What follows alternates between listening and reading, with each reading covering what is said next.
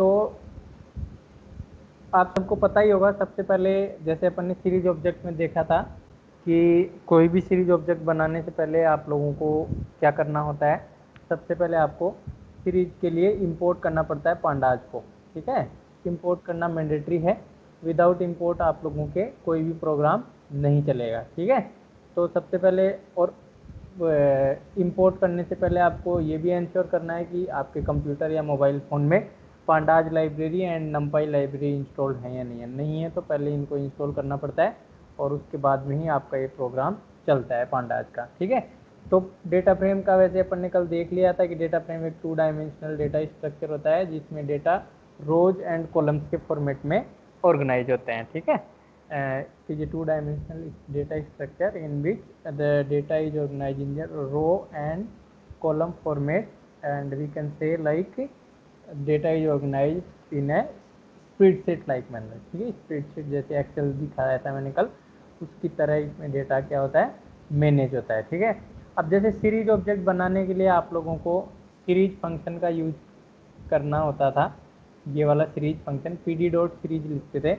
वैसे ही data frame के अंदर आप लोगों को क्या करना पड़ेगा, डेटा फ्रेम नाम का एक फंक्शन होता है, डेटा फ्रेम frame। अभी इसमें ये ध्यान रखना है, कई बच्चे डेटा फ्रेम का डी छोटा कर देते हैं, ऐप छोटा कर देते हैं, तो ये नहीं चलेगा। जब आप प्रोग्राम लिखेंगे मोबाइल में या कंप्यूटर में तो कैपिटल डी होना चाहिए और आपका एफ भी कैपिटल होना चाहिए। आपने किसी ने ऐसे लिख दिया डेटा फ्रेम स्मॉल में तो नहीं चलेगा, ये ध्यान रखना। किसी ने डी डेटा छोटा लिख दिया, कैपिटल FRAME लिख दिया तो भी नहीं चलेगा। कैपिटल डी होना चाहिए और कैपिटल एफ होना चाहिए, बाकी सारे कैरेक्टर्स आपके क्या हो सकते हैं, स्मॉल हो सकते हैं। तो ये चीज़ आपको ध्यान रखनी है डेटा फ्रेम के अंदर। सबसे पहले डेटा फ्रेम क्या होता है ये अपन ऑलरेडी देख चुके हैं। आज अपन डेटा फ्रेम बनाने के लिए कुछ वेज देखेंगे, तरीके देखेंगे। उनमें सबसे पहला जो है आपको ध्यान रखने वाली चीज़ है वो है आपको पांडाज को सबसे पहले इंपोर्ट करना पड़ेगा। पांडाज इंपोर्ट करने के बाद में फिर आप लोग डेटा फ्रेम फंक्शन का यूज करते हुए डेटा फ्रेम बनाएंगे। जैसे सीरीज ऑब्जेक्ट के अंदर आप लोगों को सीरीज फंक्शन का यूज करना पड़ता है सीरीज ऑब्जेक्ट बनाने के लिए, ठीक है। तो ये चीज़ आपको ध्यान रखनी है। अब इसका सिंटैक्स होता है, सिंटैक्स क्या होता है, जैसे सीरीज ऑब्जेक्ट बनाने के लिए आप क्या लिखते थे, सीरीज ऑब्जेक्ट का नाम equals to pandas dot series. अब देखो यहाँ पे पांडाज लिख सकते हो या पीडी लिख सकते हो। पीडी कब लिख सकते हो, जब इंपोर्ट पांडाज एज पीडी किया हुआ आपने। और पांडाज कब लिखोगे, जब आपने ओनली इंपोर्ट पांडाज लिखा है। ये मैंने आप लोगों को सीरीज पढ़ाया था तब भी बता दिया था, ठीक है। तो पांडाज डॉट डेटा फ्रेम भी लिख सकते हो यदि आपने इंपोर्ट पांडाज किया है, ओनली पीडी नहीं लगाया है, एज पीडी नहीं लगाया है, तो आप लोग डायरेक्टली लिखेंगे, ठीक है। और यदि आप लोगों ने पीडी लगा दिया है, इंपोर्ट पांडाज एज पीडी लगा दिया है, तो फिर आप पीडी डॉट डेटा फ्रेम लिखेंगे। डेटा फ्रेम लिखते टाइम में ध्यान रखना है कैपिटल डी होना चाहिए और कैपिटल एफ होना चाहिए। कोई बच्चा यदि प्रोग्रामिंग करता है घर पे तो उसको ये चीज़ ध्यान रखनी है, ठीक है, मोबाइल पे करता है तो। फिर यहाँ पे देखो सीरीज के अंदर यहाँ पे अपन 1 डायमेंशनल डेटा स्ट्रक्चर पास करते थे, या तो लिस्ट पास करते थे या डिक्शनरी पास करते थे, ठीक है। Single 1 dimensional dictionary, 1 dimensional list, 1 dimensional नंपाई अरे, तो ये सारी चीज़ें अपन पास करते थे, ठीक है, 1 डायमेंशनल फॉर्मेट में। लेकिन जब डेटा फ्रेम क्योंकि 2 डायमेंशनल है यहाँ पे, इसलिए 2 डायमेंशनल डेटा स्ट्रक्चर ही आपको इंपोर्ट करना पड़ेगा। और 2 डायमेंशनल डेटा स्ट्रक्चर क्या होता है, 2D लिस्ट हो सकता है, ठीक है। और आप लोगों का 2D ये नंपाई अरे हो सकता है, 2D डिक्शनरी हो सकता है। तो सारे के सारे 2 डायमेंशनल फॉर्मेट में होने चाहिए, ठीक है। तो ये किसी बच्चे का माइक ऑन है, माइक बंद करो। किसी बच्चे का माइक ऑन है, कौन बच्चा है, ठीक है। तो ये आप लोगों को ध्यान रखना है। अब देखिए ये तो सिंटैक्स हो गया ओनली, ठीक है। अब जैसे सीरीज ऑब्जेक्ट बनाते टाइम आप लोग क्या करते थे, सीरीज ऑब्जेक्ट बनाते टाइम देखो थोड़ा सा, सीरीज ऑब्जेक्ट बनाते टाइम आप ऐसे लिखते थे पीडी डॉट सीरीज, और उसके बाद में फिर यहाँ पे 1 डायमेंशनल स्ट्रक्चर जैसे लिस्ट पास करते थे। उसके बाद में इंडेक्स आपको देना होता था, तो आप लोग यहाँ पे इंडेक्स इक्वल्स टू करके इंडेक्स देते थे, किसी बच्चे को याद हो तो, ठीक है। ये सीरीज में करते थे। सेम वे में यहाँ पे भी डेटा फ्रेम में यदि आप कुछ नहीं देंगे, इंडेक्स नहीं देते हैं, तो बाय डिफॉल्ट 0 1 2 आता है, आप लोगों को पता है सीरीज में, ठीक है। और यदि आप लोगों का सेम वे में डेटा फ्रेम में जब pd डॉट डेटा फ्रेम में भी इंडेक्स देना होता है। अब इंडेक्स क्या होता है ये मैं आपको कल की क्लास में बता चुका हूँ, ठीक है। तो कोई बच्चा नया ज्वाइन किया है तो उसको कल की क्लास देखनी पड़ेगी पहले, इंडेक्स क्या होता है ये सब देखने के लिए, ठीक है। तो ये चीज़ आपको ध्यान रखना है। अब देखिए इसमें क्या होगा, यहाँ पे 2 डायमेंशनल स्ट्रक्चर आपको पास करना है और उसके बाद में इंडेक्स इक्वल्स टू क्या पास करेंगे, इंडेक्स इक्वल्स टू, और इंडेक्स इक्वल्स टू पास करने से यहाँ पे रो का इंडेक्स पास करते हैं तो रो इंडेक्स बोलते हैं। और यदि कॉलम का इंडेक्स पास करना है, देखो 2 इंडेक्स बताए थे कल मैंने डेटा फ्रेम में, आप लोगों को किसी को याद हो तो डेटा फ्रेम में 2 इंडेक्स होते हैं, एक तो यहाँ पे जो इंडेक्स होता है ये वाला, ठीक है, और एक यहाँ पे जो इंडेक्स होता है, ठीक है, ये वाला row index and column index. तो रो इंडेक्स देना है तो आप इंडेक्स इक्वल्स टू पास करके जैसे सीरीज में देते वैसे ही देना है, तो वो यहाँ पे आएगा। जैसे यहाँ पे रो इंडेक्स देना है तो ABC देना है तो आप इंडेक्स में पास करेंगे ABC, ऊपर सिंगल कोट लगा देना। और कॉलम का इंडेक्स देना है यहाँ पे जैसे XYZ देना है कॉलम का इंडेक्स, तो आपको कॉलम इक्वल्स टू पास करना पड़ेगा, COLUMNS इक्वल्स टू लिस्ट पास करनी पड़ेगी XYZ। कुछ भी नहीं दोगे तो आप लोगों का 0 1 2 आएगा दोनों जगह, ठीक है। जैसे रो इंडेक्स दे दिया तो रो इंडेक्स आ जाएगा, रो इंडेक्स के बाद में कॉलम इंडेक्स आपने नहीं दिया तो कॉलम इंडेक्स आपका क्या आ जाएगा, 0 1 2 आ जाएगा। तो ये आप लोग ध्यान रखना है इस चीज़ को। तो ये सिंटैक्स है इसका, इस तरीके से आपको करना है। डेटा फ्रेम ऑब्जेक्ट का नाम जैसे DF equals to data frame, ये DF डेटा फ्रेम ऑब्जेक्ट का नाम होगा, जैसे सीरीज में अपन SCR लिखते थे, ठीक है। DF equals to PD dot data frame लिखेंगे, डेटा फ्रेम का कैपिटल D कैपिटल F होना चाहिए, सीरीज में S कैपिटल होता था, ये चीज़ ध्यान रखना है। फिर यहाँ पे 2 डायमेंशनल स्ट्रक्चर पास करना है, ध्यान रखना है यहाँ पे 1 डायमेंशनल नहीं चलेगा क्योंकि डेटा फ्रेम 2 डायमेंशनल होता है। इंडेक्स पास करना है, फिर आपको यहाँ पे इंडेक्स यदि इक्वल टू पास करते हो तो वो आपका रो इंडेक्स होता है, और कॉलम्स इक्वल टू यदि आप कुछ पास करते हो तो वो कॉलम इंडेक्स होता है। यदि आप ये दोनों आर्ग्यूमेंट ऑप्शनल हैं, यदि आप ये नहीं पास करोगे तो बाय डिफॉल्ट इंडेक्स 0 1 2 बनता है, ठीक है। तो ये आप लोगों को ध्यान रखना है, ये सिंटैक्स आपको पता होना चाहिए। अब देखो डेटा फ्रेम जैसे सीरीज बनाने के लिए 3-4 तरीके अपन ने देखे थे, लिस्ट से भी आपका बनता था, ठीक है, नंपाई अरे से भी बनता था, आप लोगों का डिक्शनरी से भी बनता था, ठीक है, और स्केलर वैल्यू से भी बनता था। तो 4-5 तरीके अपन ने देखे थे, वैसे ही यहाँ पे भी 5-6 तरीके हैं डेटा फ्रेम बनाने के लिए, ठीक है। ये कुछ तरीके हैं जो आपको पता चलेंगे यहाँ पे। सबसे पहले डेटा फ्रेम आप बना सकते हो 2 डायमेंशनल डिक्शनरी का यूज करते हो। अब देखो यहाँ पे अब क्लास 11 का नॉलेज काम आता है। डिक्शनरी क्या होती है अब ये मैं यहाँ नहीं पढ़ा सकता क्योंकि ये आप लोगों को एक्सपेक्टेड है कि यू शुड नो, ठीक है। अब you don't know what is dictionary, then go back to class 11 book and study the dictionary topic, ठीक है। तो यहाँ पे 2 डायमेंशनल डिक्शनरी आपको यहाँ पे पास करनी पड़ेगी, ठीक है, जब आप डेटा फ्रेम बनाएंगे डिक्शनरी का यूज करते हुए।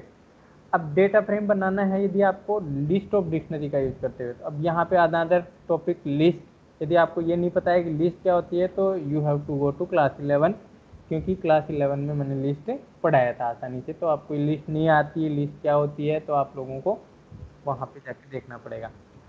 दूसरे तरीके से लिस्ट से बनाया जाता है। तीसरा तरीका होता है नंपाई अरे से आप लोग कैसे डिक्शनरी बनाएंगे, ठीक है। तो नंपाई अरे क्योंकि अपने सिलेबस में नहीं था क्लास 11 में, तो आप लोगों को ये तरीका फिलहाल मैं बताऊंगा, लेकिन यदि आपको ये नहीं आता है तो भी आपको टेंशन लेने की ज़रूरत नहीं है।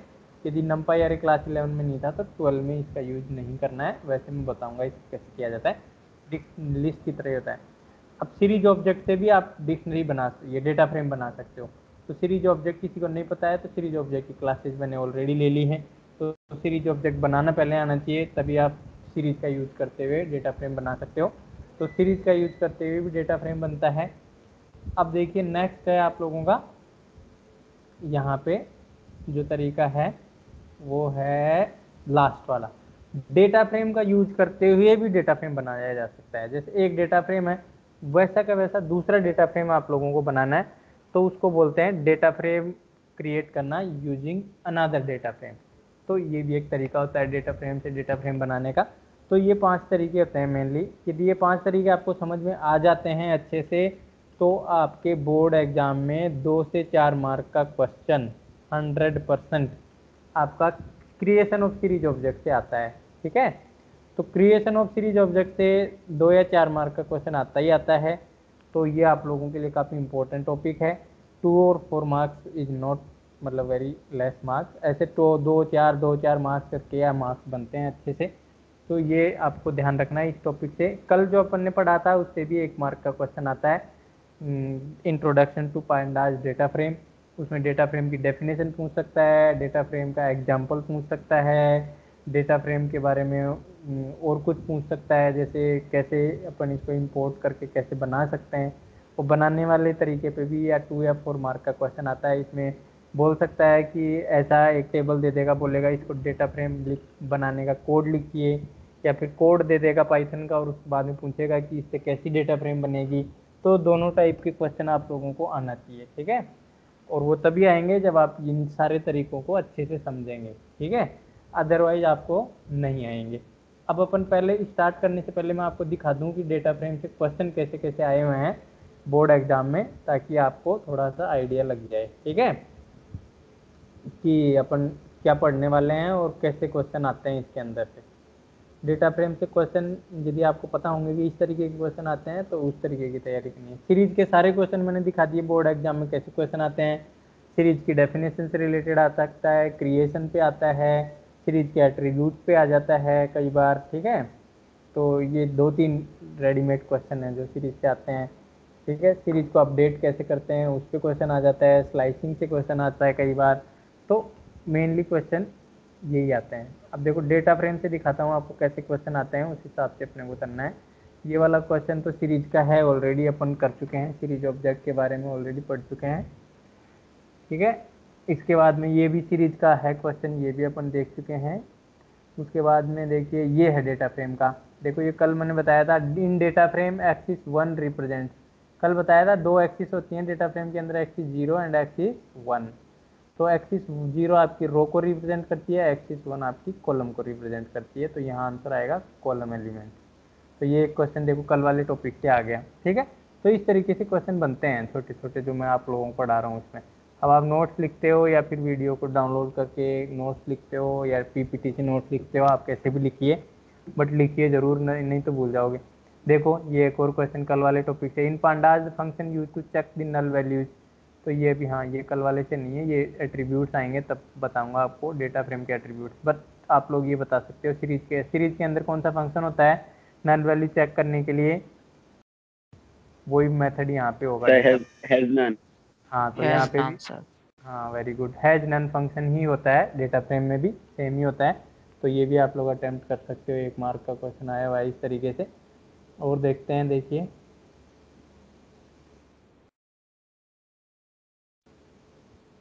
ये देखिए डेटा फ्रेम से ऐसे बड़ा क्वेश्चन आता है, ठीक है। ऐसे देखा कि ये 4 मार्क का क्वेश्चन है कि consider the following data frame D F and answer the any 4 question from 1 to 5। तो ये ऐसे डेटा फ्रेम दे दिया, रोल नंबर है, नेम है, बताया था मैंने डेटा फ्रेम इस तरीके से बनता है। ये थोड़ा उल्टा पुल्टा हो गया इसमें, इस तरीके से है UT3 UT4। तो ये एक टेबुलर फॉर्मेट में है, इसमें आपको पता चल रहा होगा ये कौन सा, तो इसमें कॉलम इंडेक्स है, ये आपका कॉलम इंडेक्स है, ठीक है। और रो इंडेक्स इसमें कुछ है नहीं, इसलिए 0 1 2 3 4 आप मान के चलिए, ठीक है। रो इंडेक्स हो गया ये। तो ऐसा दिया हुआ है। अब इसके अंदर देखिए डेटा फ्रेम देता है और फिर ये पूछता है कि इस डेटा फ्रेम में ये आउटपुट कौन से कोड को लिखने से आएगा, ये पूछ रहा है, उल्टा क्वेश्चन पूछ रहा है। Which of the following code will give this output. तो ये आपको बताऊंगा मैं कि ये आउटपुट आने के फंक्शंस होते हैं, मैक्स फंक्शन, मिन फंक्शन। तो ये मैक्स फंक्शन का आउटपुट है, क्योंकि मैक्सिमम निकाल रहे हैं अपन, हर एक कॉलम का मैक्सिमम निकाल रहे हैं, ठीक है।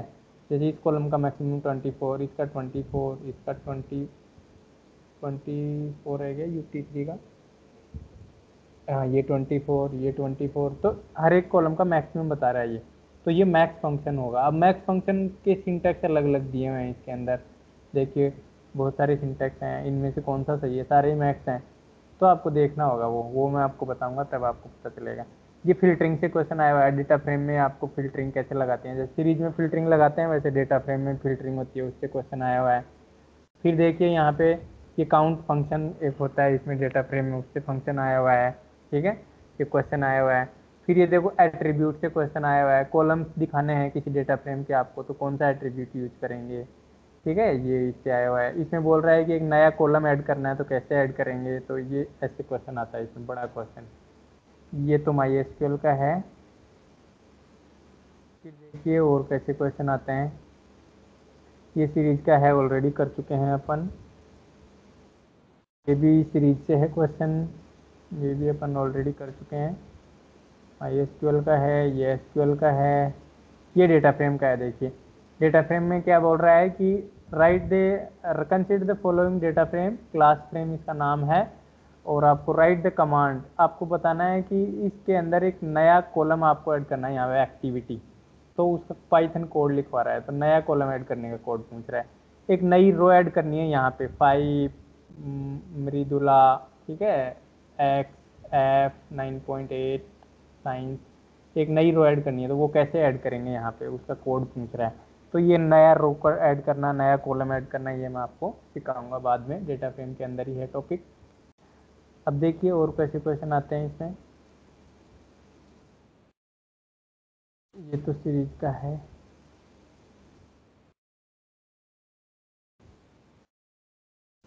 ये MySQL का आ गया। ये फिर से देखो पांडाज डेटा फ्रेम का, देखो ये क्रिएशन का, देखो 5 नंबर का क्वेश्चन आया हुआ है ये डेटा फ्रेम से। Write a program to in pandas to create the following data frame, जो टॉपिक आज अपन पढ़ने जा रहे हैं उससे क्वेश्चन है। देखिए ये कि आपको एक डेटा फ्रेम क्रिएट करना है, इस ऐसा डेटा फ्रेम क्रिएट करना है, ठीक है। डेटा फ्रेम दिख रहा है, ये डेटा फ्रेम है, इसमें ये कॉलम नेम है, आपको पता चल रहा होगा, और कॉलम नेम या कॉलम लेबल बोल सकते हैं, कॉलम इंडेक्स बोल सकते हैं, आप लोगों को जो भी सूटेबल लगे। यहाँ पे रो इंडेक्स कुछ नहीं है, इसलिए 0 1 2 3 4 मान के चलिए, ठीक है। ये कॉलम्स हैं, ये बैच नंबर है, ये नेम है, स्कोर 1 है, स्कोर 2 है। तो इसको पाइथन कोड लिखना है ये डेटा फ्रेम क्रिएट करने का, ठीक है। आज के टॉपिक से क्वेश्चन है 2 मार्क का, ठीक है। फिर देखो ये कोड लिखने के बाद में आपसे क्या पूछा है कि add both scores batsman and assign it to column, column total, total नाम का एक कॉलम बनाना है, और उसमें इन दोनों कॉलम का सम आना चाहिए, जैसे 90 + 80 170, ठीक है, 65 + 40 110, ठीक है, 70 + 90 160, 80 + 76 146, क्यों 156, ठीक है। तो ये ऐसे बोल रहा है कि ऐसा हो जाए, इसका कोड लिखिए पाइथन में। Display the highest score in score 1 and score 2, score 1 score 2 column में हाईएस्ट स्कोर देखने के लिए पाइथन कोड लिखिए। जैसे हाईएस्ट इसमें 90 है और इसमें भी 90 है, तो ये हाईएस्ट स्कोर निकालने के लिए आपको पाइथन कोड पूछ रहा है। तो इसके लिए मैक्स फंक्शन होता है, तो वो मैक्स फंक्शन अपन देखेंगे, डॉट मैक्स करके निकाला जाता है, तो ये मैक्स फंक्शन से निकाल सकते हो। तो ये जैसे 2 मार्क का क्रिएशन का हो गया, ये आ गया 1 1 मार्क के, ऐसे मान लो, ठीक है। जब 3 मार्क्स का क्रिएशन हो गया, 2 मार्क्स 1 1 मार्क्स के ये हो गए। तो इस तरीके से देखो ये क्वेश्चन आता है डेटा फ्रेम क्रिएशन पे भी, बड़ा क्वेश्चन भी आता है। हाँ ये 1 1 मार्क के हैं और वो 2 मार्क का है ऊपर वाला क्रिएशन के लिए। और देखिए डेटा फ्रेम से कोई क्वेश्चन आया हुआ है क्या, बस ये ऐसे ही क्वेश्चन आए हुए हैं डेटा फ्रेम से। तो आप लोगों ने देखा डेटा फ्रेम से मेनली क्वेश्चन आता है क्रिएट करने से रिलेटेड, ठीक है। और इसके बाद में आता है लगभग एट्रीब्यूट से एक क्वेश्चन आता है, ठीक है। और फंक्शन से क्वेश्चन आता है, डेटा फ्रेम के अंदर फंक्शंस होते हैं मैक्स मिन, ठीक है, एवरेज, इस तरीके के फंक्शन होते हैं, वो अपन देखेंगे। और एक क्वेश्चन आया होता है ऐड रो, ठीक है, ऐड कॉलम, इस तरीके का क्वेश्चन आता है इसमें मेनली, ठीक है। और बेसिक से आता है एक क्वेश्चन, डेटा फ्रेम क्या होता है, ठीक है, इंट्रोडक्शन से, ठीक है। जैसे आपने एक्सिस 0 एक्सिस 1 के बारे में क्वेश्चन था, तो ऐसे क्वेश्चन आते हैं नॉर्मल, ठीक है। और तो कोई ज़्यादा डिफिकल्ट क्वेश्चन नहीं है, यदि आप अच्छे से तैयार करेंगे तो आपको आसानी से आप आंसर कर पाओगे। तो ये तो हो गई पेपर की बात, इस तरीके के पेपर क्वेश्चन आते हैं, तो उसी लेवल की आपको तैयारी करनी है। अब देखिए चलते हैं अपन और पीपीटी में और इसको देखते हैं तरीका नंबर 1। तो ये 5 तरीके हैं, 2 डायमेंशनल डिक्शनरी का यूज करते हुए भी बना सकते हो, लिस्ट ऑफ डिक्शनरी का यूज करते हुए बना सकते हो, 2 डायमेंशनल लंपाई अरे का यूज करते हुए बना सकते हो, सीरीज ऑब्जेक्ट का यूज करते हुए भी बना सकते हो, और डेटा फ्रेम का डेटा फ्रेम से भी बना सकते हो, ठीक है। तो ये 5 तरीके हैं। मैं ये रिकमेंड करूंगा कि आपको कोई भी 2 या 3 तरीके अच्छे से आने चाहिए, 2 या 3 ways you should understand better way, ठीक है। जिसको 99 या 100 मार्क्स लाने आईपी में उसको तो सारे आने चाहिए, ठीक है। और जिसको 90 के आसपास लाने हैं उनको 2 या 3 तरीके एटलीस्ट आने चाहिए। तो आप देख लीजिए आपको कौन सी रेंज में आना है, उस हिसाब से आपको इनको समझना है, ठीक है। अब देखिए पहला तरीका अपन स्टार्ट करते हैं। फर्स्ट तरीका है ये है create a data frame using 2D dictionary. 2D dictionary का यूज करते हुए डेटा फ्रेम कैसे बनाते हैं, ये फर्स्ट तरीका है। और ये ही तरीका मेरे को सबसे सिंपल लगता है। It is the simplest way to create a data frame, ठीक है, सिंपलेस्ट वे। इससे सिंपल वे हो नहीं सकता। यदि ये तरीका आपको नहीं समझ में आया तो आगे वाले तरीके आप लोगों के समझने में बहुत ही डिफिकल्टी होगी।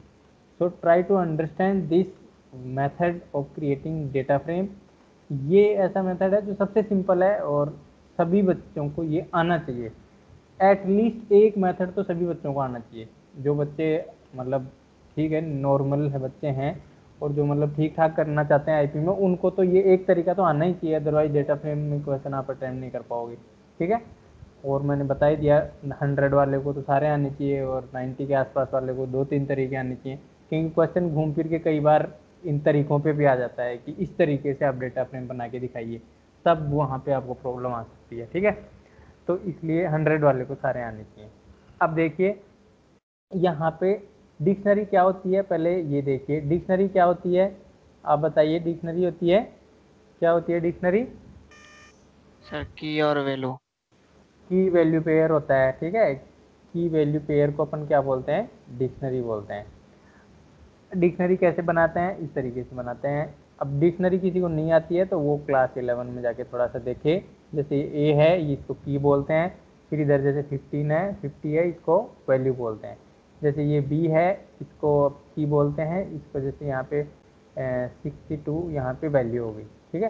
तो ऐसे इस तरीके से ये डी इक्वल से असाइन किया जाता है। तो इस तरीके से आप डिक्शनरी बनाते हो। ये जो डिक्शनरी मैंने बनाई है ये 1 डायमेंशनल डिक्शनरी है, ठीक है, 1 डायमेंशनल डिक्शनरी है। इस डिक्शनरी का यूज करते हुए आप क्या बना सकते हो? इस डिक्शनरी का यूज करते हुए आप क्या बना सकते हो बताओ? क्या डेटा फ्रेम बना सकते हो? सीरीज बना सकते हैं। ना, हाँ, वेरी गुड। सीरीज इस ऑब्जेक्ट। डिक्शनरी का यूज करते हुए आप सीरीज बना सकते हैं ओनली, क्योंकि this is a 1 dimensional dictionary. और मैंने बताया था 1 डायमेंशनल डिक्शनरी से सीरीज बनाते हैं तो ये सीरीज का इंडेक्स बन जाता है और ये सीरीज के अंदर वैल्यू बन जाती है।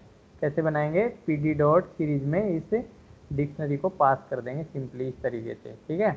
तो यहाँ पे आपकी एक सीरीज बन जाएगी, उसमें ए बी इंडेक्स बन जाएगा और 50 62 वैल्यू बन जाएगी, इस तरीके से बनेगी। लेकिन यदि आप लोगों को क्या करना है, डेटा फ्रेम बनाना है, तो इस डिक्शनरी को 2 डायमेंशनल बनाना पड़ेगा, ठीक है।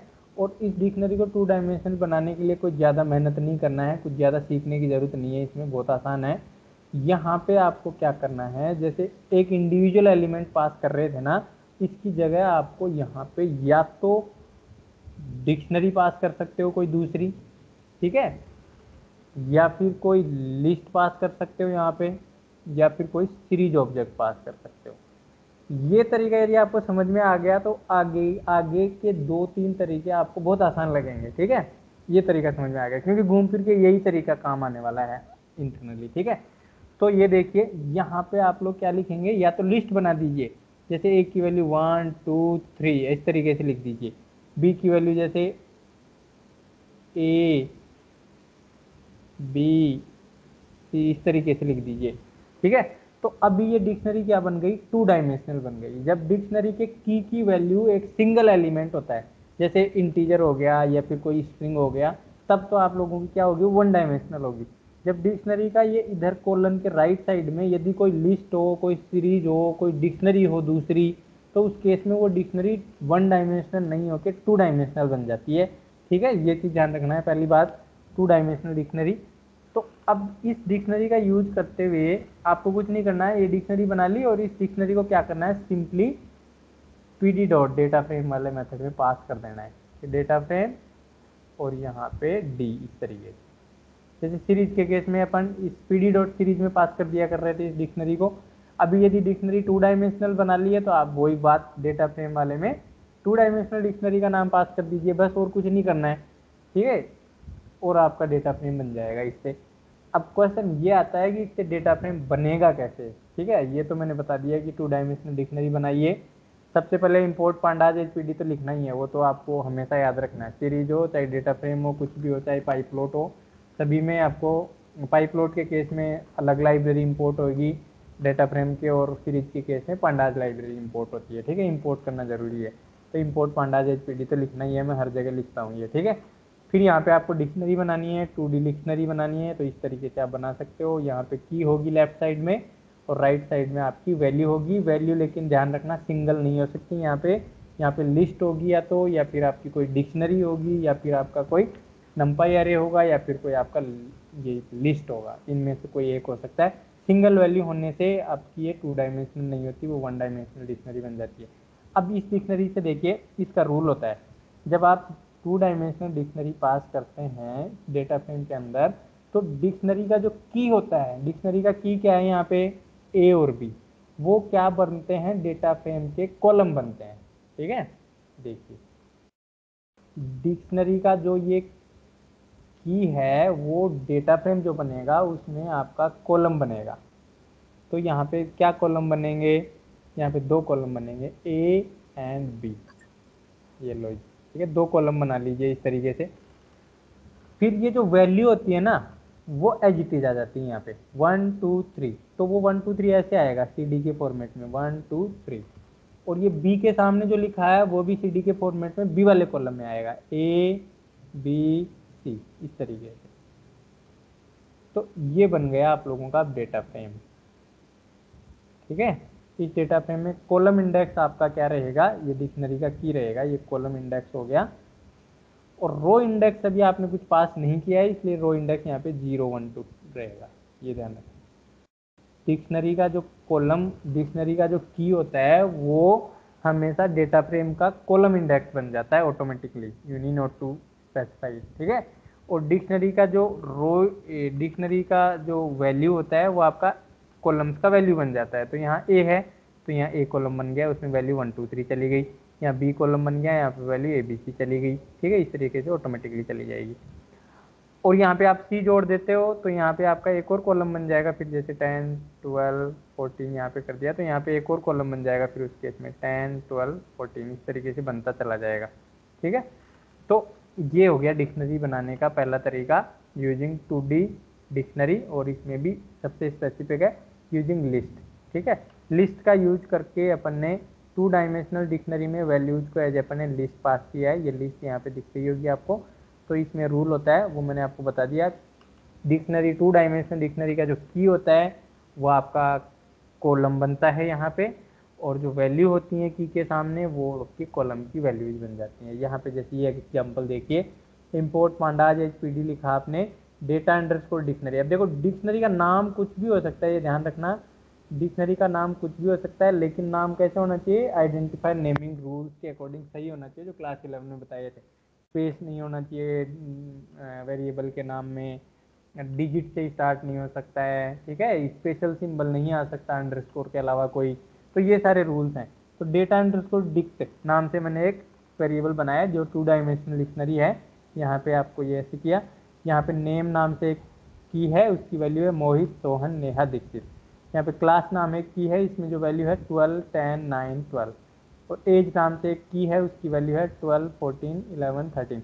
अब देखो यहाँ पे लिस्ट है, यहाँ पे ये ध्यान रखना ये लिस्ट है। कई बच्चे क्या करेंगे मोबाइल में बनाते टाइम नेम के आगे डायरेक्टली ऐसे लिखेंगे, मेरे को पता है कई बच्चे ऐसे ही करने वाले हैं। यहाँ पे डायरेक्ट लिखेंगे मोहित, ठीक है, फिर कोमल लगा के सोहन, इस तरीके से लिखेंगे, तो वो नहीं चलेगा, क्योंकि यहाँ पे आपको लिस्ट बनाना पड़ेगा इसको इस तरीके से। तो जब भी बच्चे प्रोग्रामिंग करें तो इस स्क्रीनशॉट को देख के प्रोग्रामिंग किया करो। ठीक है, आप लोग क्या डायरेक्ट लिख देते हो, फिर ये वाली चीज़ नहीं देखते हो कि यहाँ पे ये भी लगाया है सर ने, ये वाली चीज़ नहीं देखते हो कि सर ने ये डिक्शनरी का सिंबल भी लगाया है। कई बच्चे इनको मिस कर देते हैं। यहाँ पे मैंने कॉलम लगाया है, कॉलम नहीं लगाते हैं, ये कोमा नहीं लगाते हैं, ये सिंगल कोट नहीं लगाते हैं कई बार बच्चे। ठीक है, यहाँ पे ये जैसे PD डॉट डेटा फ्रेम लिख रहे हैं तो स्मॉल d लिख देते हैं, स्मॉल f लिख देते हैं, ये वाले वेरिएबल यहाँ पास नहीं करते हैं। ठीक है, इसका नाम चेंज कर देते हैं कई बार बच्चे, तो उस वजह से फिर एरर आती है। ठीक है, तो जो मैंने यहाँ पे लिखा है इस बॉक्स के अंदर एज इट इज वैसे ही लिखना है आपको, इसमें कोई चेंज नहीं करना है, ठीक है। चेंज करने वाली चीज है वो है वेरिएबल का नाम। ये डीएफ को आप df2 लिख सकते हो, df5 लिख सकते हो, df आपके मन में आए जो लिख सकते हो, बट हाँ df ये इधर वाले को लिख सकते हो, ये वाले में चेंज नहीं कर सकते राइट साइड में। यहाँ पे आप वही नाम लिखेंगे जो आपने यहाँ लिखा है, ठीक है। तो ये चीज आपको ध्यान रखना है। तो यहाँ पे देखो नेम नाम से तो डेटा फ्रेम कैसा बनेगा इस कोड से, इस तरीके का। नेम नाम का एक देखो यहाँ पे कॉलम बन गया, दिख रहा है आप लोगों को, नेम नाम का यहाँ पे एक कॉलम बन गया। क्लास नाम का एक यहाँ पे कॉलम बन गया। मैंने बताया 2 डायमेंशनल डिक्शनरी का की है वो कॉलम बनता है डेटा फ्रेम में। ये एज है वो यहाँ पे एज बन गया। और इनकी वैल्यूज क्या है, इनके सामने जो लिखी हुई है मोहित सोहन नेहा दीक्षित, यहाँ पे ये वैल्यू आ गई। 12 10 9 12 यहाँ पे ये वैल्यू आ गई। 14 12 11 13 14 12 11 13 ये वैल्यू आ गई। तो इस तरीके से आप लोगों को ये वैल्यू देखने को मिल रही है। अब कोई बच्चा ये बोल सकता है ये तो अपना कॉलम इंडेक्स हो गया, ठीक है, ये तो अपना क्या हो गया, कॉलम इंडेक्स हो गया। अभी यदि आप लोगों को यहाँ पे रो इंडेक्स अभी 0 1 2 3 बनेगा बाय डिफॉल्ट, 0 1 2 3 आएगा यहाँ पे इंडेक्स, क्योंकि रो इंडेक्स आपने पास ही नहीं किया। मैंने बताया था रो इंडेक्स पास करना है तो इंडेक्स इक्वल टू कुछ भी पास कर सकते हो। तो इंडेक्स इक्वल टू जैसे कितनी वैल्यूज है, कितनी रोज है यहाँ 1 2 3 4, तो 4 इंडेक्स पास करने पड़ेंगे, फर्स्ट सेकंड थर्ड फोर्थ। तो यहाँ पे आप लोगों का फिर रो इंडेक्स भी आ जाएगा, यहाँ पे फर्स्ट सेकंड थर्ड फोर्थ। यहाँ पे ये ध्यान रखना है कि जितने नंबर ऑफ रोज हैं उतनी वैल्यू पास करनी है, ज़्यादा पास करने से एरर आएगी, ठीक है। तो ये आप लोगों को ध्यान रखना है। अब मैं ये इसको आइडियली में एक बार करके दिखा देता हूँ आपको। ये तरीका आप लोगों को समझ में आया है कि नहीं आया, ये बताइए पहले तो। आया है सर। चलो वेरी गुड। अब जिन बच्चों को नहीं आया है वो उनको क्या करना है, या तो मेरे से क्वेश्चन पूछना है या फिर इसी वीडियो को दोबारा से देखना है, ठीक है। क्योंकि अभी आप लोगों को हो सकता है नहीं समझ में आया हो, तो जिनको नहीं समझ आया उनको ये वीडियो दोबारा देखना है। दोबारा देखने से 100% समझ में आ जाएगा, ठीक है, क्योंकि इसमें ऐसा कुछ है नहीं जो नहीं समझ में आए, ठीक है। अब देखो सबसे पहले इंपोर्ट पांडाज एचपीडी करेंगे, और उसके बाद में सबसे पहले डिक्शनरी बनानी है, और उसके बाद में फिर डेटा फ्रेम बनाएंगे।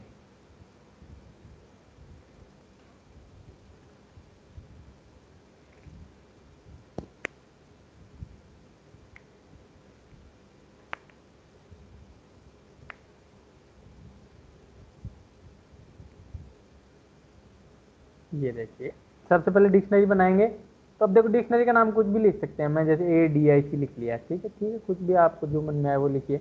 इक्वल्स टू, जैसे अब डिक्शनरी भी मैं मेरे मन में आए वैसे बना सकता हूँ, जरूरी नहीं है जो इसमें दिया है वही बनाऊँ मैं, ठीक है। आपको जो अच्छी लगे उसको बनाइए। जैसे मैं टेबल के अंदर कॉलम का नाम लिखना चाहता हूँ, जैसे serial number, let's suppose roll number, ठीक है, मैं एग्जाम्पल से हट के चल रहा हूँ, ठीक है। और उसके अंदर वैल्यू देना चाहता हूँ, एक रोल नंबर 101 है, एक का रोल नंबर 102 है, 10 है, तीसरे का नंबर 103 है, तो 3 रो रखना चाहता हूँ, ठीक है। फिर दूसरा कॉलम बनाना चाहता हूँ, ऐसे याद रखिए 2 डायमेंशनल डिक्शनरी जैसे बनाएंगे वैसे डेटा फ्रेम, यहाँ पे दोगे वो कॉलम बनेगा, यहाँ पे उसकी वैल्यू बनेगी।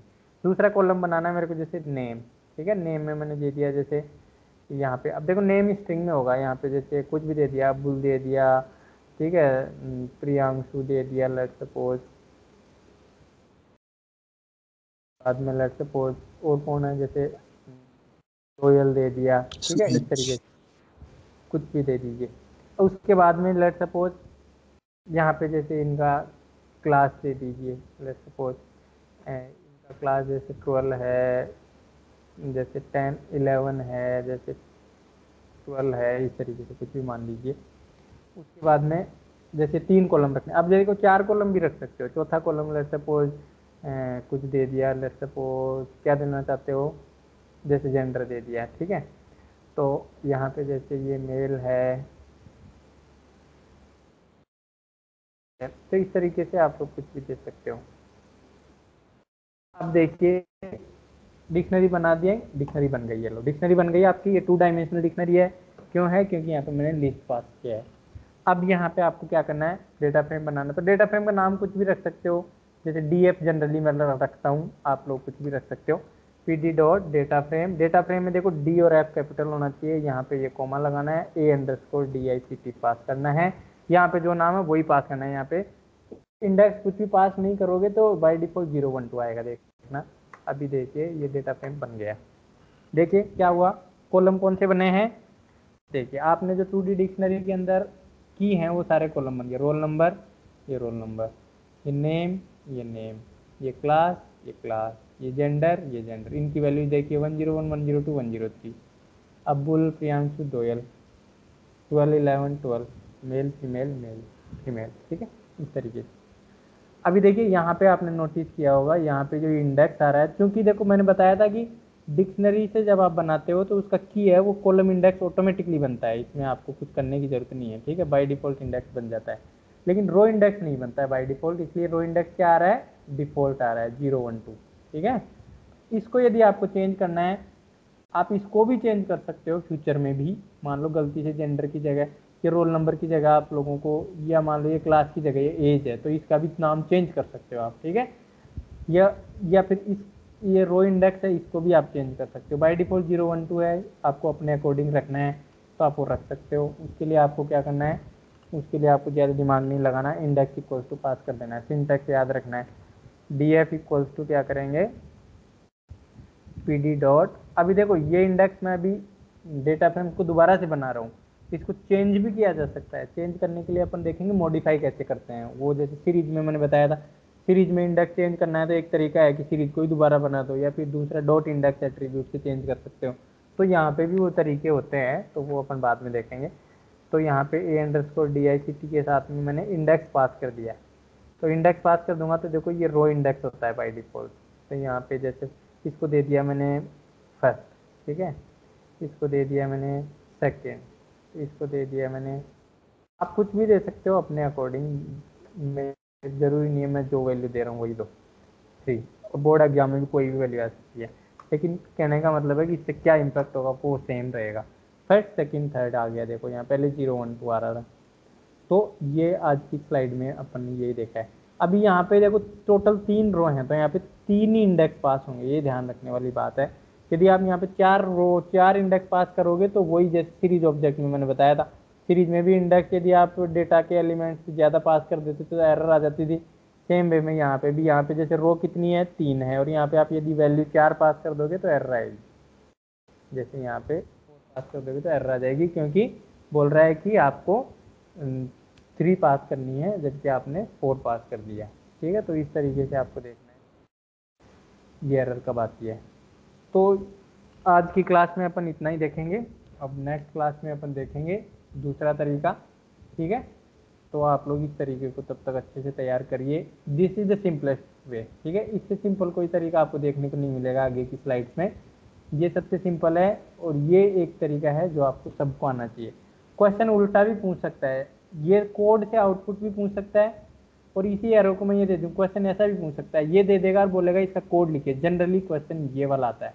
सेकंड पैटर्न ये है, फर्स्ट पैटर्न ये है। फर्स्ट पैटर्न है कि कोड दे देगा आउटपुट पूछेगा, सेकंड पैटर्न है ये टेबल बनी हुई दे देगा और इसका कोड लिखने को बोलेगा। जो प्रोबेबिलिटी 90% जो क्वेश्चन आने की प्रोबेबिलिटी है वो ये है, सेकंड वे पे टेबल देगा और बोलेगा इसका कोड लिखिए, ठीक है, 2 मार्क का क्वेश्चन ज़्यादातर यही आता है।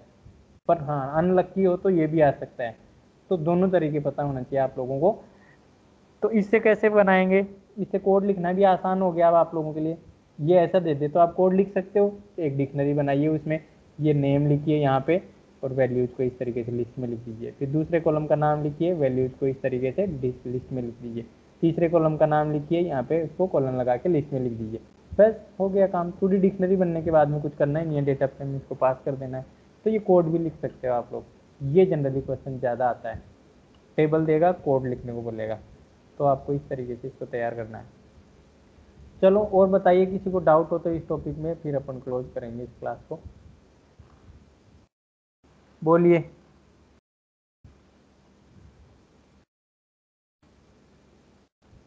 कर दें क्लोज, सभी को समझ में आ गया आई होप, सभी बच्चे कोई कुछ बोल नहीं रहा है।